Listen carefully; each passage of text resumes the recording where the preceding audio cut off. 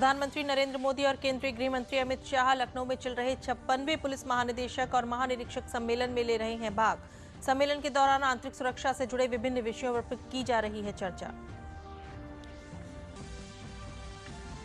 राष्ट्रपति रामनाथ कोविंद ने आज दिल्ली में स्वच्छ भारत मिशन 2.0 के तहत कचरा मुक्त प्रमाणित शहरों को किया सम्मानित। 5वीं बार इंदौर शहर रहा पहले स्थान पर।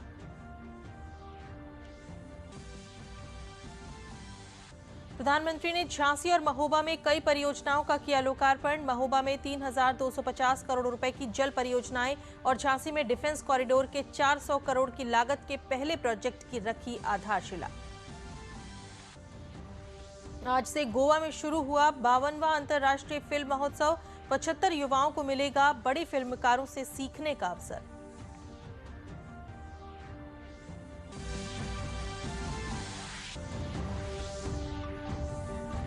और लखनऊ में चल रहा हुनर हाट लोगों को कर रहा है अपनी ओर आकर्षित।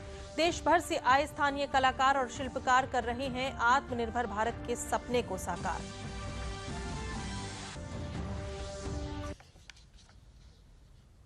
नमस्कार, मैं हूं अलका सिंह और अब समाचार विस्तार से।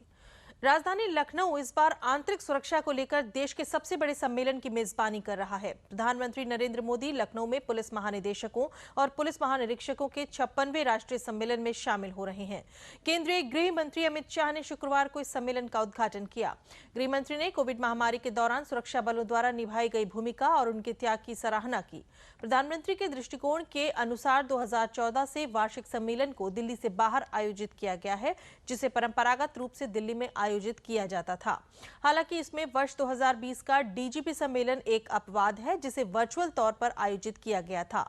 इस वर्ष पहली बार ये सम्मेलन हाइब्रिड मोड में किया जा रहा है। राष्ट्रपति रामनाथ कोविंद ने आज दिल्ली में देश के 342 साफ शहरों को स्टार रेटिंग से सम्मानित किया। इंदौर शहर को 5वीं बार देश का सबसे स्वच्छ शहर का सम्मान मिला है। इस दौरान केंद्रीय आवासन और शहरी मामलों के मंत्री और अन्य अधिकारी मौजूद रहे। सम्मान आवास और शहरी मामलों के मंत्रालय द्वारा स्वच्छ अमृत महोत्सव का आयोजन किया जा रहा है। इस मौके पर केंद्रीय आवास एवं शहरी कार्य मंत्रालय ने कहा कि स्वच्छ भारत मिशन शहरी 2.0 के तहत कचरा मुक्त प्रमाणित शहरों को इस समारोह में पुरस्कृत किया गया है। अभियान की सबसे बड़ी सफलता है देशवासियों की सोच में बदलाव। आज हम ये देखते हैं कि ये बदलाव बहुत व्यापक स्तर पर हुआ है और धीरे धीरे परिवारों तक पहुंच गया।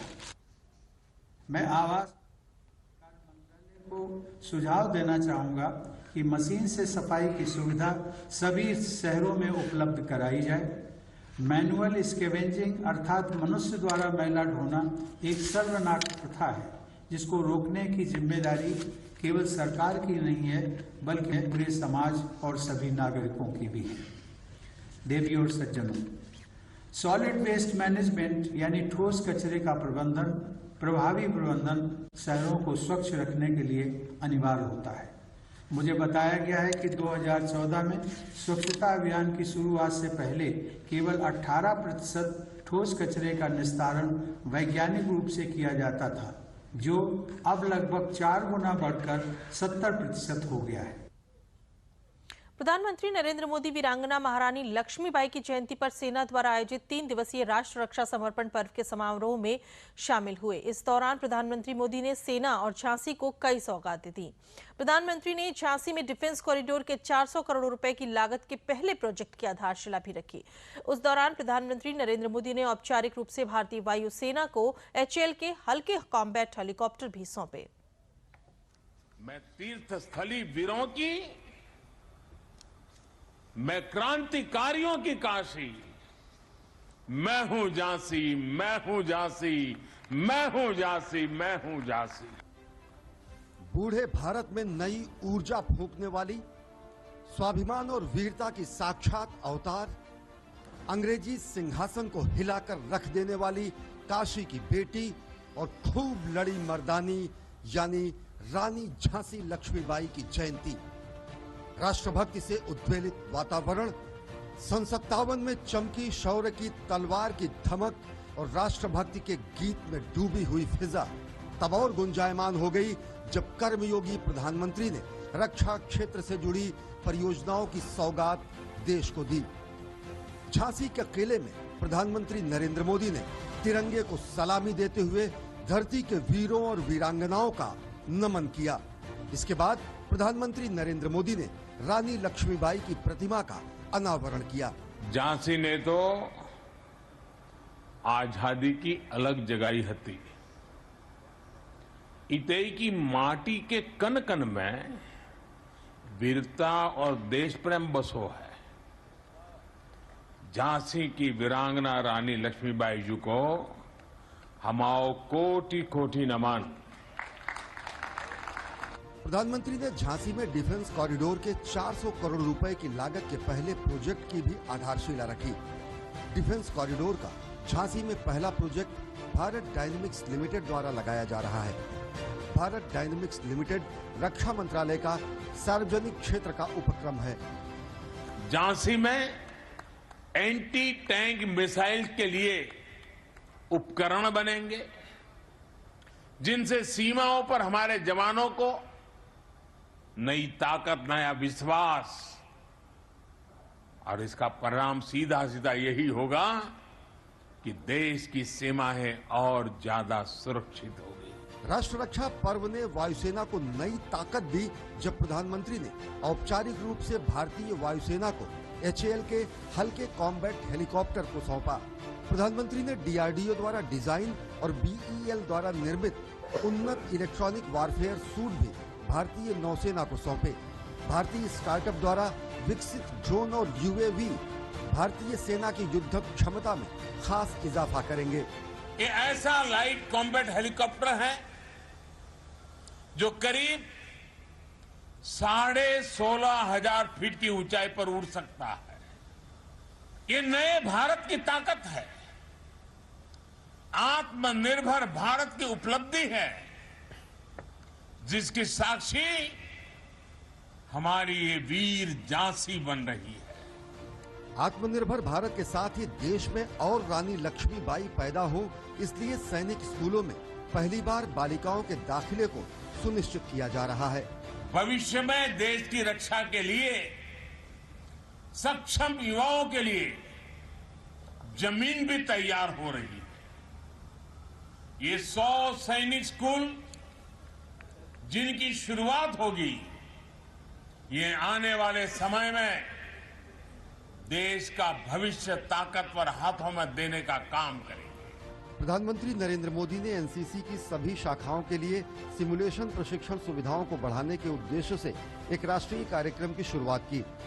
प्रधानमंत्री नरेंद्र मोदी ने एनसीसी के पूर्व छात्र संगठन का भी शुभारंभ किया और इसके पहले सदस्य भी बने। इसका उद्देश्य पूर्व और वर्तमान एनसीसी कैडेट्स को एक मंच पर लाना है। झांसी के किले में एनसीसी गर्ल्स कैडेट्स की एक टुकड़ी ने प्रधानमंत्री से मुलाकात की और एक बालिका कैडेट ने उन्हें तलवार भी भेंट किया। प्रधानमंत्री नरेंद्र मोदी ने दिल्ली में नेशनल वार मेमोरियल में संवर्धित वास्तविकता संचालित इलेक्ट्रॉनिक कियोस्क राष्ट्र को समर्पित किया। यह आगंतुकों को बटन के साधारण क्लिक के माध्यम से शहीदों को पुष्पांजलि अर्पित करने में सक्षम बनाएगा। प्रधानमंत्री ने झांसी के गरौथा में 600 मेगावाट के ultra mega solar power park की भी आधारशिला रखी। इस मौके पर झांसी में अटल एकता पार्क का भी उद्घाटन हुआ। पूर्व प्रधानमंत्री श्री अटल बिहारी वाजपेयी को समर्पित और 40,000 वर्ग मीटर क्षेत्र में फैले इस पार्क को 11 करोड़ रुपए से अधिक की लागत से निर्मित किया गया है। बुंदेलखंड के महोबा में एक रैली को संबोधित करते हुए प्रधानमंत्री नरेंद्र मोदी ने कहा कि पिछली सरकारों ने बुंदेलखंड को जमकर लूटा है, लेकिन मौजूदा डबल इंजन की सरकार इस इलाके में बदलाव को जमीन पर उतार रही है। प्रधानमंत्री मोदी ने पूर्ववर्ती परिवारवाद वाली सरकारों को निशाने पर लिया तो बुंदेलखंड इलाके के विकास के प्रति प्रतिबद्धता को भी दोहराया।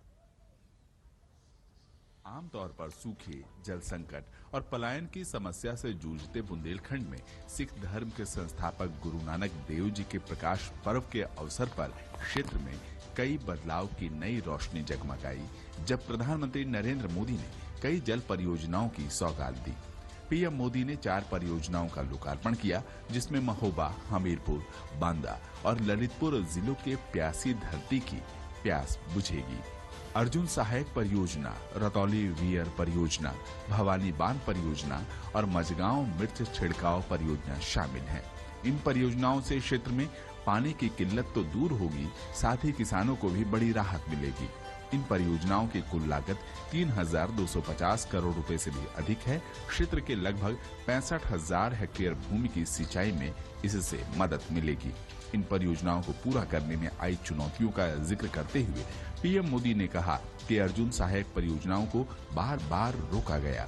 पिछली सरकारों की लगातार यही कोशिश थी कि क्षेत्र को सूखा ही रखा जाए, लेकिन साल 2017 में जनता ने उत्तर प्रदेश की कमान भाजपा को सौंपी तो परियोजनाओं के साथ साथ क्षेत्र की किस्मत भी बदल गई। अर्जुन सहायक परियोजना जल्द से जल्द पूरी हो, इसके लिए भी उस समय की यूपी सरकार से कई बार चर्चा की, अनेक स्तर पर चर्चा की, लेकिन बुंदेलखंड के इन गुनहगारों ने यहां सिंचाई परियोजनाओं को पूरा करने में कोई दिलचस्पी नहीं दिखाई। 2017 में योगी जी की सरकार बनने के बाद आखिरकार इस परियोजना पर काम की गति बढ़ाई गई। प्रधानमंत्री ने कहा कि एक समय ऐसा था जब लोग अपनी बेटियों को यहाँ ब्याहने से कतराने लगे थे। ऐसा इसलिए था कि बुंदेलखंड को लूटकर पहले की सरकार चलाने वालों ने अपने परिवार का ही भला किया, जबकि क्षेत्र के लोग बूंद बूंद पानी के लिए तरसते रहे, लेकिन उनको इससे कोई सरोकार नहीं रहा। परिवारवादियों की सरकारों ने बच्चों को, बेटियों को स्कूलों में अलग शौचालय, पीने की पानी की सुविधाओं से वंचित रखा। कर्म योगियों की डबल इंजन की सरकार ने बेटियों के लिए स्कूल में अलग टॉयलेट भी बनाए और यूपी के 1 लाख से अधिक स्कूलों, हजारों आंगनवाड़ी केंद्रों तक नल से जल भी पहुंचाया। पीएम ने कहा कि दिल्ली और उत्तर प्रदेश में लंबे समय तक शासन करने वालों ने बारी बारी से बुंदेलखंड को उजाड़ने में कोई कसर नहीं छोड़ी। क्षेत्र के जंगलों, संसाधनों को माफिया के हवाले कर दिया और अब जब उनसे हिसाब लिया जा रहा है तो वो बौखला गए हैं। यहाँ के जंगलों को, यहाँ के संसाधनों को कैसे माफिया के हवाले किया गया, ये किसी से छिपा नहीं है। और अब देखिए, जब इन्हीं माफियाओं पर यूपी में बुलडोजर चल रहा है तो कुछ लोग हाय तौबा मचा रहे हैं। प्रधानमंत्री नरेंद्र मोदी ने जल परियोजनाओं से संबंधित एक प्रदर्शनी का भी अवलोकन किया।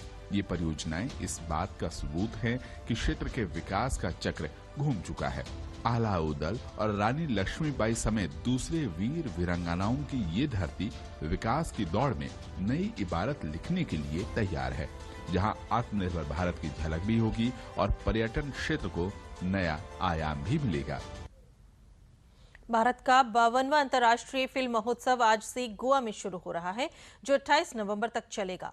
महोत्सव में दुनिया भर से 300 से अधिक फिल्मों का प्रदर्शन किया जाएगा। महोत्सव में अभिनेत्री हेमा मालिनी और गीतकार प्रसून जोशी को भारतीय फिल्म व्यक्तित्व पुरस्कार से सम्मानित किया जाएगा।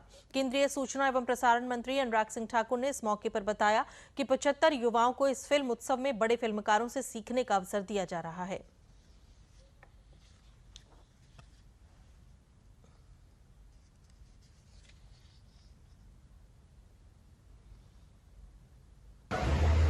बहुत सारे प्रतिबंध भी इस तरह के हैं कि बहुत सारे लोग जाना भी नहीं चाहते, लेकिन उसके बावजूद भी सैकड़ों लोगों ने एप्लीकेशन दी। ज्यूरी मेंबर्स ने, उसके बाद फिर ग्रैंड ज्यूरी ने उनको फिल्टर आउट करके जो 75 यंग क्रिएटिव माइंड्स को चुना है, ये अपने आप में उनके लिए एक बड़ा अवसर है कि जिन लोगों को बड़े पर्दे पर देखते थे, जिन बड़े नामों को सुनते थे कि ये लोग फिल्म बनाते हैं, उनके साथ उनको मिलने का अवसर मिलेगा, सीखने का अवसर मिलेगा और भविष्य में बड़े बड़े काम करने का, बड़ी बड़ी फिल्में बनाने का और एक्टिंग करने का काम उनको मिल सकता है। आज आज बस्ती में केंद्रीय राज्य मंत्री जनरल वीके सिंह ने सरकार द्वारा 3 कृषि कानून वापस लिए जाने पर कहा कि हमारी सरकार ने किसानों के हितों के लिए तमाम कार्य किए हैं। उन्होंने बताया कि किसान सम्मान निधि हो, नीम कोटेड यूरिया, मृदा परीक्षण, खेती की पैदावार बढ़ाना, MSP या स्वामीनाथन आयोग को लागू करने का हो, सभी निर्णय मोदी सरकार ने किसानों के हित में लिए हैं। देखिए, कृषि कानून जैसा कि प्रधानमंत्री जी ने कल कहा, कृषकों की अगर खुशहाली देखने का किसी सरकार ने प्रयास किया है तो नरेंद्र मोदी जी की सरकार ने किया है। चाहे मामला हो भूमि परीक्षण का, चाहे मामला हो नीम कोटेड यूरिया का, चाहे मामला हो कैसे खेती की पैदावार बढ़ाई जाए ताकि उसको फायदा हो, कैसे स्वामीनाथन कमेटी लागू की जाए जो उसकी एक सिफारिश थी MSP के लिए कि 1.5 गुना होना चाहिए, लागू हो गई। और उसके बाद ये भी कहा कि ये आगे से बदली नहीं जाएगी। किसान मानधन योजना हो, किसान की पेंशन हो, ये कहाँ किस सरकार ने आज तक सोचा था। प्रधानमंत्री द्वारा 3 कृषि कानूनों को वापस लेने के निर्णय से बदायूं के किसानों में खुशी है। किसानों ने कहा कि वे इस फैसले की सराहना करते हैं। बदायूं पहुंचे केंद्रीय सहकारिता एवं पूर्व उत्तर विकास राज्य मंत्री BL वर्मा ने कहा कि प्रधानमंत्री का जो फैसला था वो भी किसानों के हित में था, पर हम किसान संगठनों को समझा नहीं पाए। प्रधानमंत्री नरेंद्र मोदी का ये फैसला किसानों की भावनाओं को ध्यान में रखकर लिया गया है।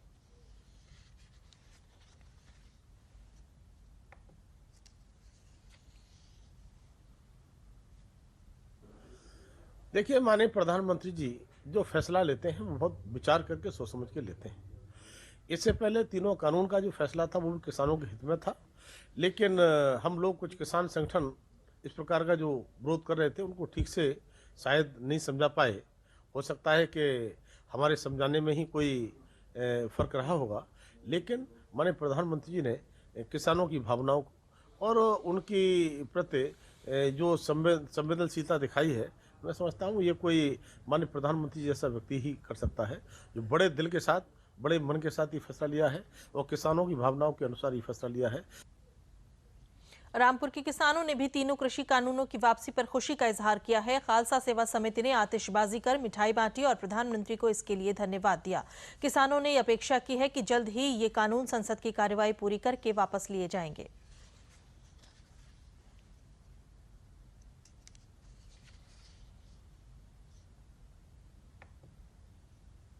सर, मैं प्रधानमंत्री जी का धन्यवाद करना चाहता हूं जो उन्होंने घोषणा की है कि नहीं किसानों के लिए अच्छा है, वो लोगों के लिए अच्छा है। ये जो माननीय प्रधानमंत्री जी ने अभी घोषणा की है कि हमने जो कृषि कानून है ये वापस लिए हैं, इस कानून की वजह से पूरे देश में एक अराजकता का माहौल पैदा हुआ था, जो प्रधानमंत्री जी ने जिस पे विराम लगाने की कोशिश।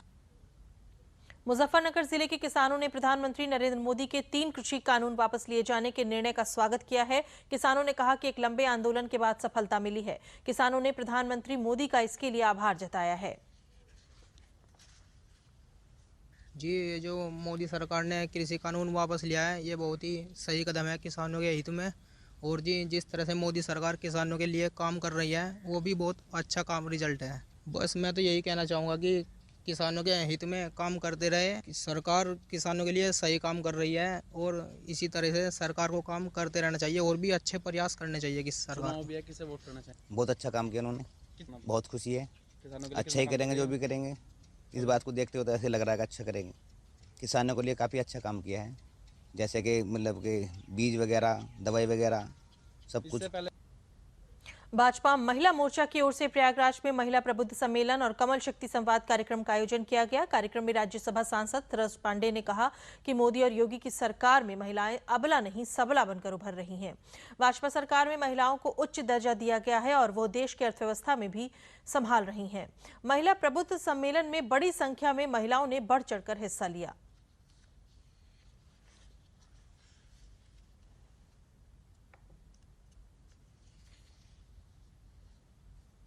प्रधानमंत्री जी ने बेटी बचाओ बेटी पढ़ाओ योजना के साथ साथ ये शुरुआत की कि अगर बेटियां हैं और अगर बेटी की कन्या अगर है और वो भ्रूण है अगर है तो उसे उस स्थिति में ना मारा जाए, इसलिए उस अनुपात को बनाए रखने के लिए प्रधानमंत्री जी ने बेटी बचाओ योजना शुरू की। बेटी पढ़े, आगे बढ़े, तो पढ़ने के लिए भी बहुत सारी योजनाओं की उन्होंने शुरुआत करी। बेटियां कई बार हम गरीबी के कारण नहीं पढ़ा पाते हैं, तो स्नातक तक की जो उनको शिक्षा दिया वो शिक्षा निःशुल्क है। बेटियां पढ़ें, और अगर बेटी पढ़ने के बाद में फिर उसके विवाह की बात है तो कन्यादान योजना भी है। आज यहाँ पर जो कार्यक्रम हुआ है वह हमारे पूरे उत्तर प्रदेश में 9 दुर्गा 9 शक्ति जो 9 स्थानों पर आयोजित हो रहे हैं, जिसमें प्रयागराज ये काशी क्षेत्र जो हम कहते हैं, मैं काशी क्षेत्र के उपाध्यक्ष भी हूँ, और काशी क्षेत्र में यह एकमात्र कार्यक्रम जो कि हम यहाँ प्रयागराज को प्राप्त हुआ है, यह हमारे लिए बहुत ही सम्मान का विषय है। फर्रुखाबाद सांसद मुकेश राजपूत ने कायमगंज स्थित सरकारी चीनी मिल के पेराई सत्र का उद्घाटन किया। इस अवसर पर फर्रुखाबाद के सीडीओ अरुण मोली, चीनी मिल कर्मचारी सहित बड़ी संख्या में गन्ना किसान मौजूद रहे।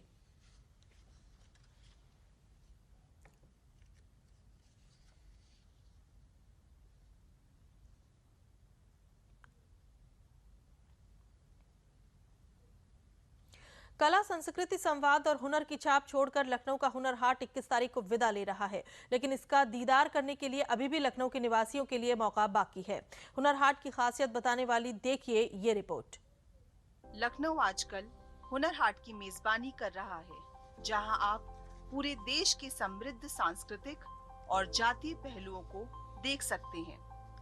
हाट में विभिन्न राज्यों और केंद्र शासित प्रदेशों के स्टॉल लगाए गए हैं, जहां स्थानीय कारीगरों द्वारा खूबसूरती से तैयार किए गए उत्पादों को देखा जा सकता है। देश के विभिन्न हिस्सों से आने वाले इन कारीगरों की लखनऊ में अच्छी बिक्री हो रही है। अच्छा रिस्पॉन्स है, यहाँ के लोग भी बहुत अच्छे हैं। मैं तो पहली बार आया हूँ, बहुत अच्छा लगता है। मेरा नाम आरिफ है। हम लोग यहाँ आगरा यूपी उत्तर प्रदेश से हैं, और यहाँ हुनर हाट में हम लोगों ने ये सारे आर्टिकल्स आप देखें ना यहाँ लगाए हुए, ये हम लोग खुद बनाते हैं, सारा हैंडीक्राफ्ट है, और हुनर हाट से हम लोगों को बहुत अच्छा रिस्पॉन्स है। यह हाट भारत की अनेकता में एकता का एक महा उत्सव है और हमारे आत्मनिर्भर भारत के सपने को बल देता है। उड़ीसा की पट्टचित्र चित्रकारी, असम के बास्क काम, जम्मू और कश्मीर का पश्मीना, बिहार की मधुबनी, खुर्जा की ब्लू पॉटरी, लकड़ी के खिलौने और सहारनपुर से लकड़ी का फर्नीचर सभी पर्यटकों को बहुत पसंद आ रहा है। भोजन और संस्कृति की विविधता को देखने के लिए भारी संख्या में पर्यटक यहाँ आ रहे हैं। संगीत और नृत्य के विशेष सांस्कृतिक कार्यक्रम इस हाट को लोगों के लिए और भी आकर्षक बना रहे हैं। ये प्रदर्शनी 21 नवंबर तक अवध विहार योजना मैदान में चलेगी। इसलिए यदि आप भी नवाबों के शहर लखनऊ में हैं, तो भारत के जायके के लिए हुनर हाट जरूर जाएं। गोंडा में राष्ट्र के लिए अपने प्राणों की आहुति देने वाले राजेंद्र नाथ लहड़ी को कारागार प्रांगण में श्रद्धांजलि दी गई। इसी कारागार में उन्हें फांसी दे दी गई थी।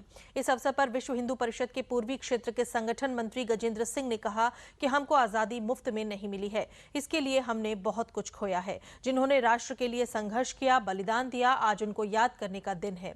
लोगों ने इस अवसर पर स्वतंत्रता संग्राम में अपने प्राणों को न्यौछावर करने वाले शहीदों को श्रद्धांजलि अर्पित की।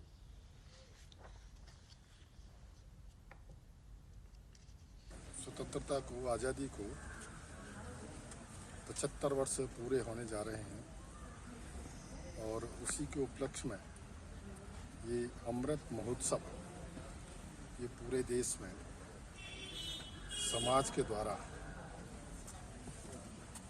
हमने कैसे कैसे आज़ादी प्राप्त की है, कितना लोगों का बलिदान हुआ है,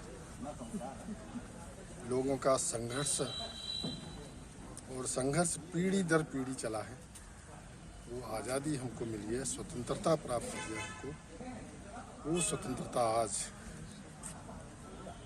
अपनी हम सब याद करें और फिर अपने देश को स्वयं के आधार पर आगे बढ़ाएं। आने वाली पीढ़ी भी इसको समझे उसको ध्यान में रखकर ये अमृत महोत्सव के कार्यक्रम पूरे देश में इस समय मनाए जा रहे हैं। ताज नगरी आगरा में विश्व धरोहर सप्ताह का कल से शुभारंभ हो गया। इस अवसर पर आगरा किला, फतेहपुर सीकरी समेत सभी ऐतिहासिक स्मारकों में पर्यटकों को निःशुल्क प्रवेश दिया गया। इस अवसर पर पर्यटकों की बड़ी संख्या देखी गई। ये अभियान पूरे सप्ताह चलेगा। प्रदर्शनी में ऐतिहासिक इमारतों और दुर्लभ चित्रों को प्रदर्शित किया गया है। इसका उद्देश्य स्मारकों के महत्व को सैलानियों को समझाना है। अधीक्षण पुरातत्वविद राजकुमार पटेल ने आगरा के लोगों से अपील की है कि वो पर्यटकों के साथ अच्छा बर्ताव करें। ASI की हर स्टेट की और हर मंडल की यूनिट 19 से 25 नवंबर के बीच में विश्व धरोहर सप्ताह का आयोजन करती है। इसके तहत हम लोग अलग अलग स्मारक पर अलग अलग कार्यक्रम करते हैं, जिसमें स्थानीय स्कूल के बच्चों को शामिल करते हैं। जो टूरिस्ट या पर्यटक उस दिन मौजूद होते हैं उनके साथ हम इंटरेक्ट करते हैं और उनमें एक जागरूकता लाने की कोशिश करते हैं कि हमें हेरिटेज साइट पे कैसे जाना है, कैसे वहाँ बिहेव करना है, कैसे रिएक्ट करना है और विरासत को बचाने के लिए, विरासत को संभालने के लिए हर एक नागरिक को कैसे आगे आना है। तो इस श्रृंखला में हम लोग भी ASI आगरा मंडल 19 से 25 नवंबर तक विश्व धरोहर सप्ताह का आयोजन कर रहा है। अच्छा फील हो रहा है। हम लोग अपनी फैमिली के साथ यहाँ एंजॉय करने आए हैं। बहुत ज़्यादा रश है, टिकट भी फ्री है। सभी जगह ताजमहल पर, यहाँ रेड फोर्ट पर, इवन सब जगह जितने भी हिस्टोरिकल प्लेसेज हैं सब जगह टिकट फ्री है। तो बहुत ही मज़ा आ रहा है और अच्छा लग रहा है। काफ़ी अच्छी प्लेस है। इसी के साथ समाचार समाप्त हुए। नमस्कार।